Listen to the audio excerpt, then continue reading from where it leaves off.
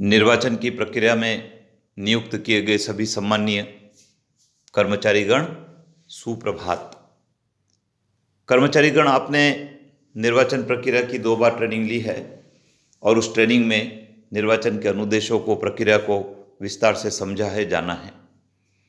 आज की इस वीडियो में हम पीठासीन अधिकारी द्वारा की गई घोषणाओं के बारे में जानेंगे। कर्मचारीगण, मैं आपसे अनुरोध करना चाहूँगा कि निर्वाचन की प्रक्रिया भारत निर्वाचन आयोग की जो गाइडलाइन है उसके अनुसार चलती है और पीठासीन अधिकारी की पुस्तिका में दी गई गाइडलाइन के अनुसार आपको निर्वाचन से संबंधित समस्त प्रपत्रों को भरना है, वे ही मान्य होते हैं। यह वीडियो केवल आपकी जागरूकता के लिए तैयार किया गया है जिससे आपको प्रपत्र भरने में सुविधा रहे। आइए जानते हैं पीठासीन अधिकारी की घोषणाओं का क्या है प्रपत्र। पीठासीन अधिकारी की घोषणा का प्रपत्र 4 भागों में बांटा गया है। उसमें पहला भाग है मतदान प्रारंभ होने के पूर्व पीठासीन अधिकारी की घोषणा। पीठासीन अधिकारी जब मतदान को प्रारंभ करता है तो उसके पूर्व कुछ घोषणाएं करता है। उस घोषणा का यह पहला भाग है और वह यह बताता है कि नकली मतदान आयोजित करने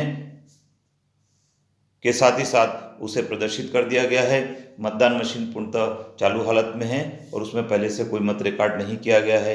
वह यह भी घोषणा करता है कि मतदान के दौरान उपयोग में ली जाने वाली निर्वाचक नामावली की चिन्हित प्रति में डाक मतपत्र, निर्वाचन ड्यूटी प्रमाण पत्र जारी करने के लिए प्रयुक्त चिन्हों के सिवा कुछ भी नहीं है। वह यह भी प्रदर्शित करता है कि मतदान के दौरान प्रयुक्त किए जाने वाले मतदाताओं के रजिस्टर 17 क पर किसी भी निर्वाचन के संबंध में पहले से कोई प्रविष्टि नहीं है।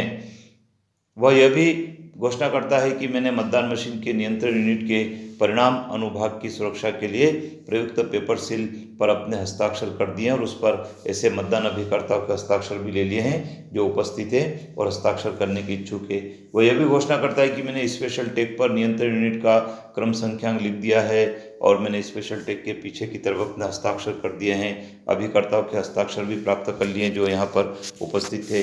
वह यह भी घोषणा करता है कि मैंने स्ट्रिप सील पर अपने हस्ताक्षर कर दिए हैं और अभिकर्ताओं के भी हस्ताक्षर ले लिए हैं। स्पेशल टैग पर पूर्व से छपा क्रम संख्यांक पढ़ दिया है तथा उपस्थित अभ्यर्थियों को क्रम संख्या नोट भी करा दिया। ये इस प्रकार की ये घोषणा होती है।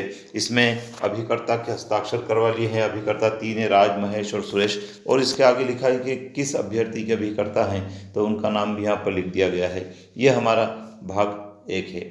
इसी प्रकार से जब हम पृष्ठ 2 पर जाते हैं तो यहाँ लिखा है कि अभिकर्ताओं ने जिन्होंने घोषणा पर हस्ताक्षर करने से मना कर दिया, यदि वो है तो उसकी जानकारी नहीं है तो उसको क्रॉस कर दिया है। पीठासीन अधिकारी के हस्ताक्षर हो गए। अब भाग 2, पीठासीन अधिकारी द्वारा पश्चातवर्ती मतदान मशीन के उपयोग को यदि किया गया है तो उस समय ये घोषणा की जाती है। तो पश्चातवर्ती मशीन उपयोग में आ भी सकती है, नहीं भी आ सकती है। नहीं भी आए तो भी हमको प्रारंभिक प्रविष्टि को कर देना है और उसके पश्चात पश्चातवर्ती मशीन का उपयोग नहीं हुआ है, पीठासीन अधिकारी के हस्ताक्षर हो गए हैं और मतदान अभिकर्ता के हस्ताक्षर यहाँ हो जाएंगे। यदि नहीं है तो उसको काट दिया गया है। इसी प्रकार से प्रश्न 3 पर देखते तो यहाँ भी वही बात पुनः रिपीट हुई है कि ऐसे अभिकर्ता जिन्होंने घोषणा पर हस्ताक्षर करने से मना कर दिया है तो उसकी जानकारी नहीं है तो उसको काट दिया और पीठासीन अधिकारी के हस्ताक्षर। भाग 3, मतदान के अंत की जो घोषणा होती है उसके संबंध में है भाग 3 और इसमें पीठासीन अधिकारी यह घोषणा करता है कि मैंने उन मतदान अभिकर्ताओं को जो मतदान बंद होने के समय मतदान केंद्र पर उपस्थित थे और जिन्होंने नीचे हस्ताक्षर किए हैं उन्हें 17 ग जो रिकॉर्ड किए गए मतों का लेखा है उसकी एक प्रति दे दी है और अपने हस्ताक्षर करता है और अभिकर्ता के भी हस्ताक्षर वो करवा लेता है। इस प्रकार से भाग 3 होगा। और भाग 4 जो है वो मतदान मशीन को मोहरबंद करने के पश्चात की घोषणा है। जब मतदान मशीन को मोहरबंद करता है पीठासीन अधिकारी तब मतदान मशीन को नियंत्रण यूनिट और मतदान यूनिट और वीवीपैट के कैरिंग बॉक्सों में मैंने ठीक ढंग से रख दिए, उस पर मुद्रा लगा दी है। अभिकर्ता को मुद्रा लगाने का अवसर भी दिया गया है जो उपस्थित थे और मैंने स्पेशल टैग पर नियंत्रण यूनिट की क्रम संख्या लिख दी थी और मैंने स्पेशल टैग के पीछे की तरफ अपने हस्ताक्षर कर दिए थे।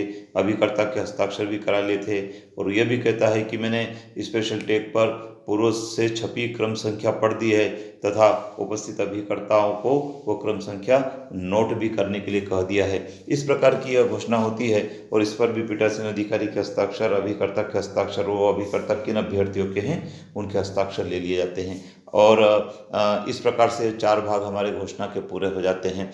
मैं एक बार फिर से कर्मचारी साथियों को याद दिलाना चाहूँगा कि आपके मतदान केंद्र की जो सुभिन्नक मोहर है उसको आप प्रत्येक प्रपत्र पर, प्रत्येक लिफाफे पर लगाएं, क्योंकि वो आपके मतदान केंद्र की सामग्री का सूचक होती है।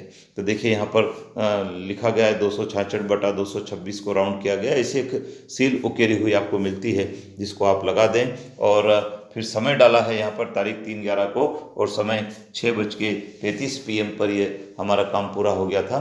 तो ये हमने उसको समय को दर्ज कर दिया है। मैं कर्मचारी साथियों से अनुरोध करूँगा कि ये बहुत महत्वपूर्ण प्रपत्र है और इसको स्ट्रांग रूम में भेजा जाता है EVM के साथ में, तो आप इसको ध्यान से भरें और कोई त्रुटि इसमें नहीं हो। और मैं फिर से अनुरोध करूँगा कि आप चैनल को सब्सक्राइब कर लीजिए, बेल आइकन को प्रेस करें जिससे कि अगले वीडियो का संदेश आप तक पहुँचेगा। धन्यवाद।